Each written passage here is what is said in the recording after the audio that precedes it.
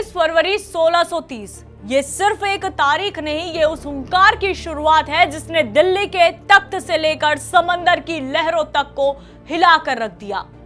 जब भारत की धरती विदेशी आक्रांताओं और गुलामी के अंधेरे में डूबी थी, तब सह्याद्री की चट्टानों को चीरते हुए एक सिंह ने जन्म लिया, जिनका नाम था छत्रपति शिवाजी शाहजी भोसले, और जिन्हें आज पूरी दुनिया छत्रपति शिवाजी महाराज के नाम से जानती है। ये वो नाम है जिनको लेने भर से शरीर ऊर्जा और आत्मविश्वास से भर उठता है। पुणे के शिवनेरी किले में मां जिजाऊ के आंगन में जब किलकारी गूंजी, तो वो सिर्फ एक बालक का जन्म नहीं था, वो हिंदवी स्वराज्य का शंखनाद था। एक ऐसा योद्धा जिसने मुगलों की विशाल सेना को घुटनों पर ला दिया, जिसने बीजापुर के सुल्तानों के अहंकार को अपनी मुट्ठी में भींच दिया और जिसने समंदर के किनारे बैठे पुर्तगालियों और अंग्रेजों को यह एहसास कराया कि यह देश अब किसी की जागीर नहीं है। शिवाजी महाराज का स्वराज्य केवल महाराष्ट्र तक सीमित नहीं था, उनकी दृष्टि पूरे भारत की सांस्कृतिक रक्षा पर थी। जब उन्होंने गोवा की ओर रुख किया तो वहां का नजारा विचलित करने वाला था। नार्वे का वो ऐतिहासिक सप्तकोटेश्वर मंदिर, जिसके सिक्कों पर कदंब राजा गर्व से महादेव का वरदान लिखते थे, उसे मलबे में बदल दिया गया था। लेकिन सन 1668 में जब शिवराज का आगमन हुआ तो उन्होंने केवल तलवार नहीं चलाई, बल्कि गोवा की आस्था को फिर से जीवित किया। मंदिर का पुनर्निर्माण केवल पत्थरों का ढांचा नहीं था, वो पुर्तगाली इंक्विजिशन के मुंह पर एक करारा तमाचा था कि महादेव लौट आए हैं। महाराज जानते थे कि जो समंदर को जीतेगा वही भारत को बचाएगा, इसीलिए उन्होंने भारतीय नौसेना की नींव रखी।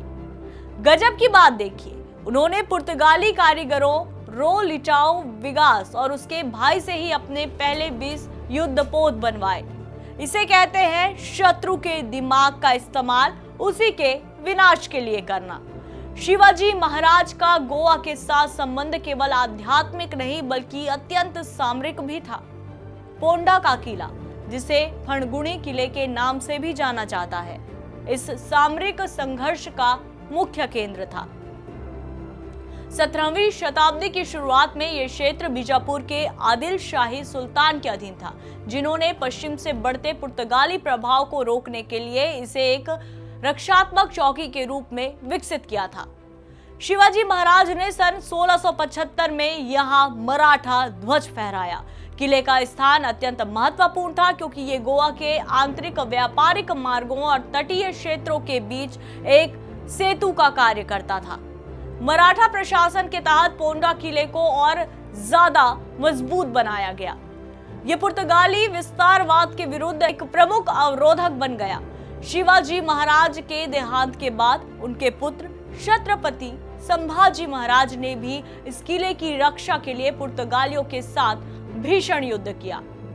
सन 1683 में पुर्तगाली वायसराय फ्रांसिस्को डी टेवोरा ने किले पर भारी तोपखानों से हमला किया, लेकिन मराठा सेना ने दृढ़ता से इसका बचाव किया। गोवा के इतिहास को समझने के लिए पुर्तगालियों और मराठों के बीच के संबंधों की गहराई में जाना आवश्यक है। ये संबंध केवल युद्धों तक सीमित नहीं था, बल्कि इसमें व्यापारिक कूटनीति और तकनीकी आदान प्रदान के दिलचस्प उदाहरण भी मिलते हैं। शिवाजी महाराज को भारतीय नौसेना का जनक माना जाता है क्योंकि उन्होंने विदेशी शक्तियों का मुकाबला करने के लिए समुद्र की शक्ति को पहचाना था। दिलचस्प बात यह है कि सन 1659 में जब उन्होंने अपनी नौसेना की नींव रखी तो उनके पहले 20 सशस्त्र जहाजों के निर्माण में 2 पुर्तगाली कारीगरों रो लिटाओ विगास और उसके भाई फर्नाओ लिटाओ विगास ने महत्वपूर्ण भूमिका निभाई थी। यह दर्शाता है कि शिवाजी महाराज एक व्यवहारिक शासक थे जो शत्रु की तकनीक का उपयोग अपने साम्राज्य की रक्षा के लिए करने में संकोच नहीं करते थे। गोवा में शिव जयंती का उत्सव केवल एक ऐतिहासिक तिथि नहीं है, बल्कि ये राज्य की हिंदू पहचान और औपनिवेशिक मुक्ति की भावना का प्रतिबिंब है। हालांकि शिवाजी महाराज का जन्म महाराष्ट्र के शिवनेरी किले में हुआ, लेकिन गोवा के लोग उन्हें अपना मुक्तिदाता मानते हैं। महाराज को दुनिया रणनीतिकार मानती है, लेकिन उनके लोग उन्हें जनता का राजा कहते थे। उनका शासन न्याय की मिसाल था। कल्याण के सूबेदार की बहू को ससम्मान वापस भेजकर उन्होंने जो मर्यादा स्थापित की थी, उसने गोवा की बहु बेटियों के मन में ये विश्वास जगाया कि शिवा के राज में कोई उनकी ओर आंख उठाकर भी नहीं देख सकता। रांझे के पाटिल का उदाहरण आज भी कांपने पर मजबूर कर देता है, जहां गलत काम करने वालों के हाथ पैर काटने का आदेश दिया गया। मंदिरों को बचाने वाले महाराज ने कभी दूसरों के प्रति द्वेष नहीं रखा। सूरत में मिशनरियों को सुरक्षा देना उनके उच्च चरित्र का प्रमाण है।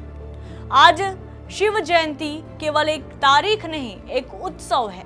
महाराष्ट्र की गलियों में ढोल ताशा की गूंज हो या गोवा में शिगमों के साथ जुड़ा घोड़े मोदनी नृत्य, जहां नर्तक लकड़ी के घोड़ों पर सवार होकर मराठा घुड़सवारों की याद ताजा करते हैं।